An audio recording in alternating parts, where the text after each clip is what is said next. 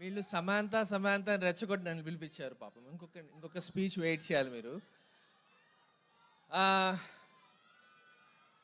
ఒక 2-3 years ago Sam told me నాకు ఇంకా చాలు, I don't want to do movies అనేసి.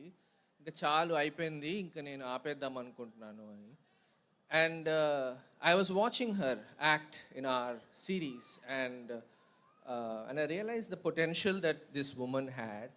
అండ్ ఐ సెడ్ ఒక్క సినిమా చేద్దాం తెలుగులో, అట్లీస్ట్ ఒక్కటి చేస్తాం, లెట్ మీ డూ ఇట్ అంటే లేదు నాకు ఇంకా చాలు అని. It started there.